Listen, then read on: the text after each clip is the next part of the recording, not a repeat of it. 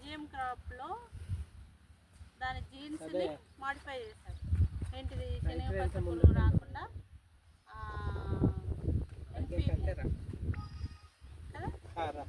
NPV అంతేనా మర్చిపోకపోతే NPV మేము ఏమోగా పనిచేసినప్పుడు ఎన్పివి వైరస్ మన డిపార్ట్మెంట్ నుండి సప్లై చేసేవాళ్ళు.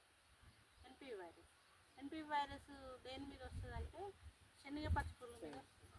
ఎన్పివి వైరస్ వస్తే శనగపచ్చ పురుగు చనిపోతుంది. ఎట్లా చనిపోతుంది అంటే అది ఇట్లా ఊరేసుకున్నట్టు చనిపోతుంది.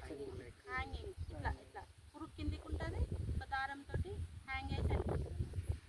ఆ పురుగులను ఏరడానికప్పుడు పైసలు దాని లోపల వైరస్ అటాక్ అయి ఉంటుంది కనుక ఆ వైరస్ను మళ్ళీ వాడుకోవడానికి పురుగులను నేర్పించి దాన్ని నూరి, మీకు ఐడియా ఉందా? తెలియదు. దాన్ని నూరి మళ్ళీ స్ప్రే చేసేవాళ్ళు. దానిలో వైరస్ ఉంటుంది, వైరస్కి చావు ఉండదు.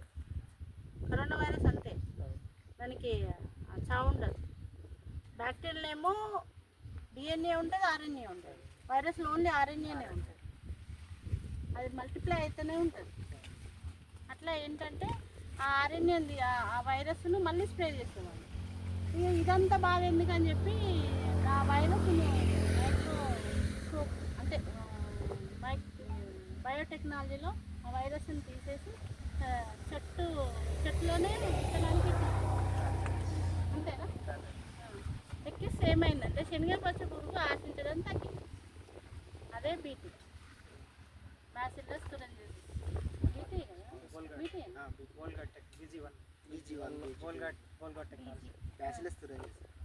ఇప్పుడు ఆ వైరస్ పేరు బ్యాసిల్లస్ తురింజిస్. బీటీ ఓకేనా? ఇది నాకు తెలిసిన సబ్జెక్ట్. ఓకేనా?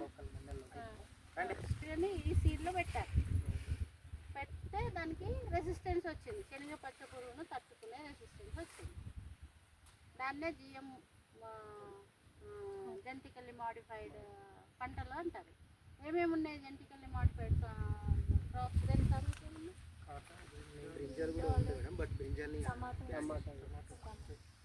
దేని మీద శనగపచ్చ పురుగు రాదో అవన్నీ జిఎం క్రాప్స్.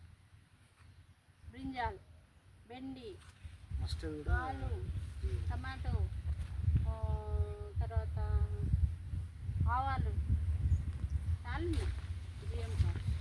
చాలా వాటికి ఇంట్రడ్యూస్ చేశారు. మనం తెలియకుండానే మనం జిఎం క్రాప్స్ అప్పుడు బెండకాయ మీద బాగా పురుగులు ఉంటలేదు. అట్లా తగ్గింపేస్తుంది. క్రాప్స్ పోయినాయి, కాటన్ పోయింది, అక్కడ కన్జ్యూమర్ ఫోరం పోయింది. మాకు నకిలీ విత్తనాలు ఇచ్చారు. పోతే వాళ్ళకు కంపెన్సేషన్ కూడా వచ్చింది. దాని మీద కటింగ్ చేసుకొచ్చింది. నెక్స్ట్ ఇప్పుడు వీళ్ళు కొట్టేటి అన్నీ కటింగ్ చేసుకొచ్చింది. అంటే పురుగు పురుగు పోయింది, శనగపచ్చ పురుగు పోయింది. కటింగ్ ప్లేస్ కోసము కొట్టుకున్నాం. ఇప్పుడు BT3 అని పింక్ బోల్ వామా ఇది కోడెక్కడ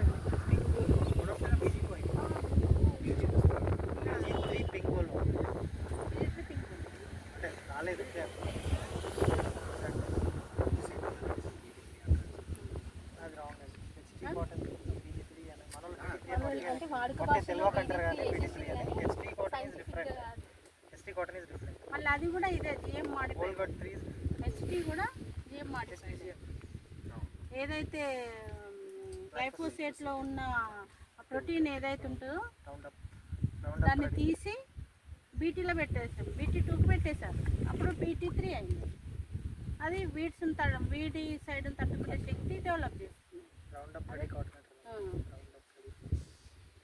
అవన్నీ మర్చిపోయి మనం ఇవన్నీ మర్చిపోయి టెక్నికల్ వర్డ్స్ వస్తలేవు చూడండి. ఇప్పుడు చెప్పుకుందామంటే మనకు టెక్నికల్ సైరాము, షాప్టాను, కార్బెండిజము, వ్యవసాయ పంచాంగంలో ఉన్నదే చెప్పాలనేది సైంటిస్టులకి వేరే చెప్పొద్దు. దీనికి వ్యవసాయ కార్బెండిజము జనరల్ చెప్పే సైరము, షాప్టాను, సైంటిస్టులకు అట్లా ఉంటుంది. కార్బెండిజము, మ్యాంగో చెప్పు సాప్ పౌడర్ అంటారు, సాప్ అంటారు. వీటినే ఫార్ములేషన్స్ అన్నీ ఇవే ఉంటాయి. కంపెనీలు డిఫరెంట్, దాంట్లో ఉన్న కెమికల్ ఫార్ములా అంతా ఇవే ఉంటుంది.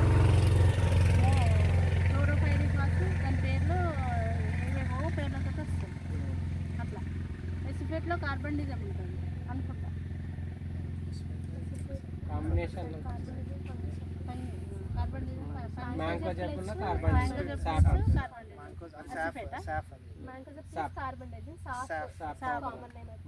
అంటే ఒకటి ఇప్పుడు చాలా కొత్త కొత్త ఫార్ములాస్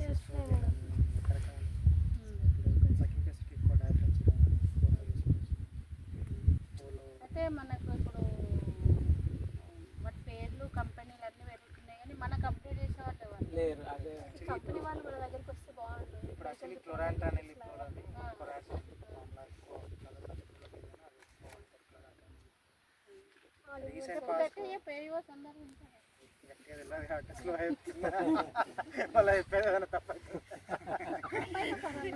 అంటే జనరల్ ఇప్పుడున్న నేను మీ దగ్గరికి వెళ్ళి తెలుసుకుంటాను. ఇప్పుడున్న టెక్నికల్స్ లో అయితే క్లోరాంటాన్ అనేది కొరాజన్ ఎక్కువ వాడుతున్నారు ఫార్మర్స్ అయితే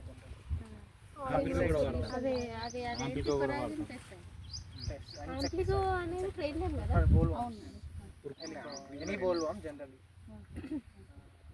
కొత్త ఫార్ములాస్ వచ్చినాయి కదా. కేర్ఫుల్గా చూడండి ప్యాడీ సీడ్స్లో. మీ సలహా తీసుకోవాలి, వాళ్ళ రైతులు తీసుకోవాలి. పైమెట్రజోన్ అని దొరుకుతుంది. రైతులు కూడా మీ సలహా తీసుకోక అక్కడికి డైనోటెఫ్యూరాన్ వాళ్ళు తన వేరే కంపెనీ ఆడో కంపెనీ కూడా దాని దగ్గర ఇది కలిపి కొట్టాలని అన్నారు. చేస్తారు రైతులు ఎట్లా యూరియాలో క్లోరో కలిపి కొడతారు. యూరియాలో ఏం మంది అవుతుంది, యూరియా కానీ డిఏపి కానీ ఏది అవుతుంది. అడ్డదిడ్డంటుంది ఏమన్నా విత్తనాలు చల్లాలి, మంచి క్రాప్ వస్తుంది.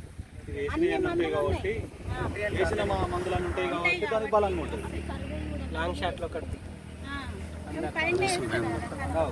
తర్వాత మీరు దున్నితే దాంట్లో కలుస్తుంది. కలిసినప్పుడు మీరు పోసిన తర్వాత ఎవరైనా రైతు ఇంట్రెస్ట్